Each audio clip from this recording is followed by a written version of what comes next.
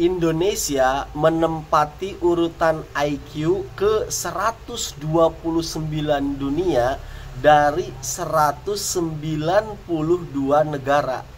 Artinya Indonesia itu masuk ke dalam 50 besar negara terbodoh di dunia, kan begitu tuh. Dan IQ ini ataupun kebodohan orang-orang Indonesia ini sangat jelas terbaca dari kasusnya mafia skincare versus Nikita Mirzani ini, begitu loh. Itu dapat kita baca dengan secara mudah dari kasus ini. Kenapa begitu? Sekarang saya tanya kepada kalian, di dalam kasus ini siapa yang dijadikan objek eksploitasi? Ya, jawaban kalian benar, yaitu ya kalian sendiri. Kalian itu adalah objek eksploitasi mereka, yaitu para pengguna kosmetik mereka, begitu loh. Nah, di sini jelas siapa yang bodoh, siapa yang membodohi, kan begitu. Ya jelas, yang bodoh itu adalah kalian sebagai objek eksploitasi, sebagai pemakai skincare. Yang membodohi siapa? Mereka. Baik itu yang memeras ataupun yang menyuap, baik itu owner skincare ataupun yang tukang nge-review skincare. Nah, itu mereka yang membodohi kalian, begitu loh.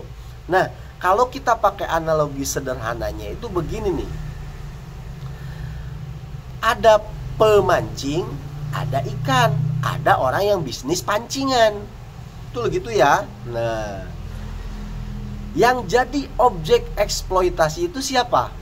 Ikan.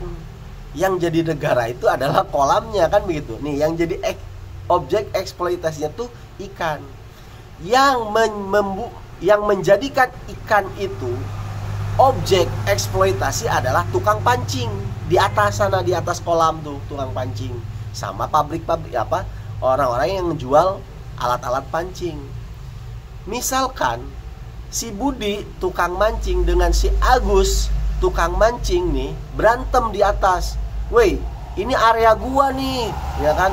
Lu jangan mancing di sini. Apa? Ini kan kolam bukan punya lu, kok pakai areaan, berantem di atas tuh, ya kan?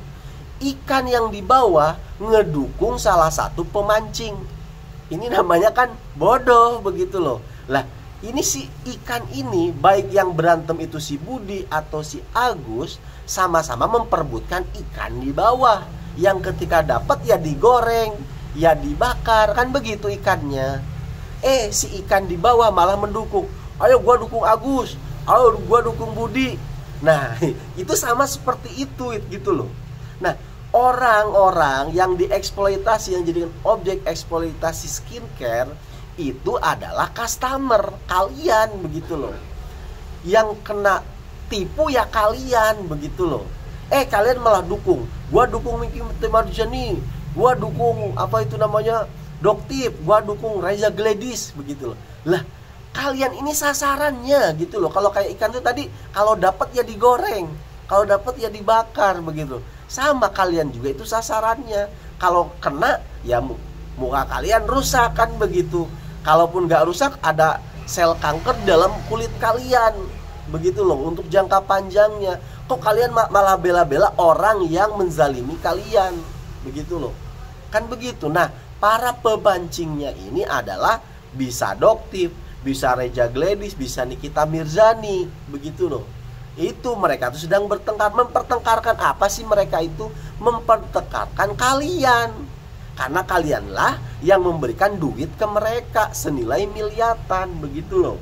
Itu mereka tuh lagi rebutan. Lihat, jadi ada nih, dia tuh kalau mancing kok dapat banyak terus ya, begitu loh. Mulailah diganggu itu kolamnya, begitu loh. Oh, ternyata mancingnya curang, begitu loh. Maka diganggulah area mancing itu diganggu karena dia iri, kan awalnya tuh begitu tuh ya.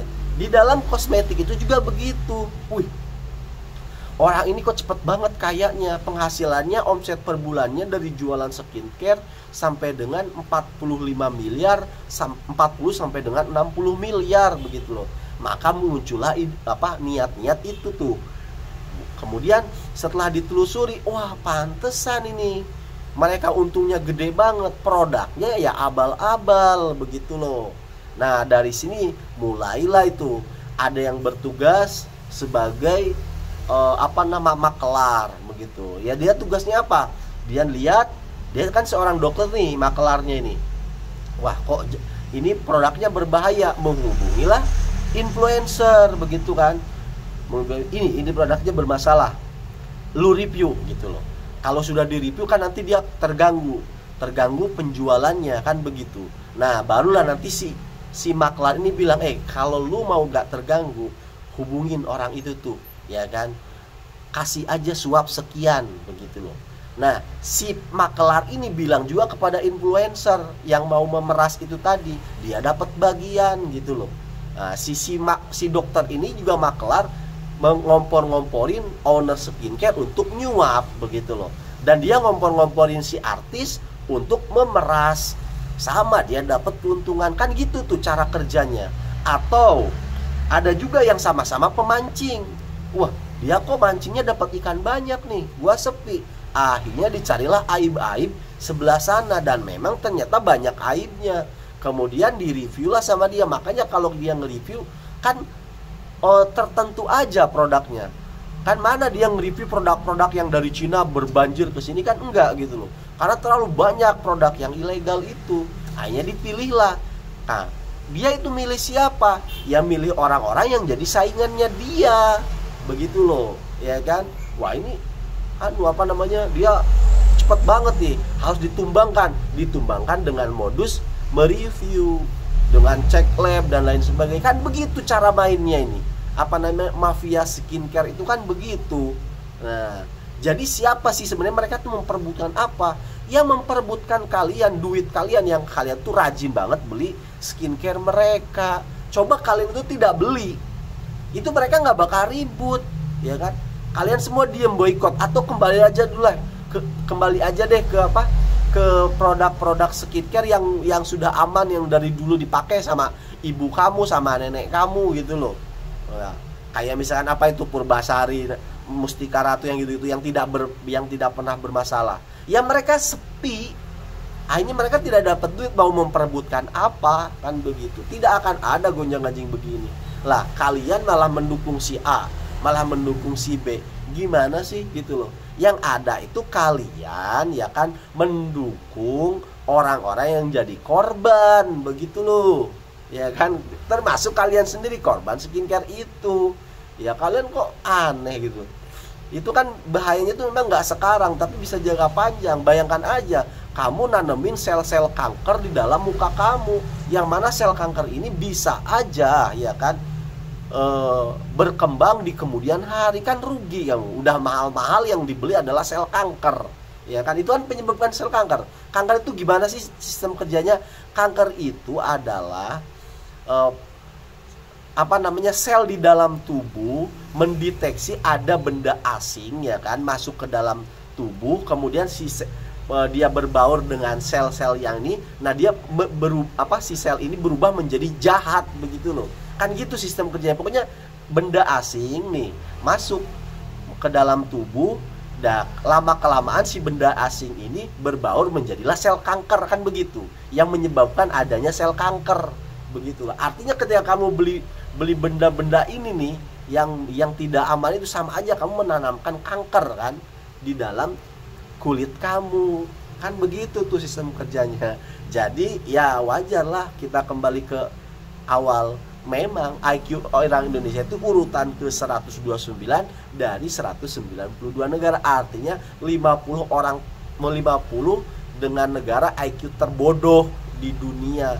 Ya kita lihat aja dari kasus ini kan ketahuan tuh, malah dukung ini, aduh repot.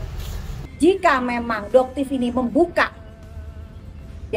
suatu kebenaran dan untuk kepentingan publik, maka pencemaran nama baik itu akan gugur dengan sendirinya. Demi hukum. Wah.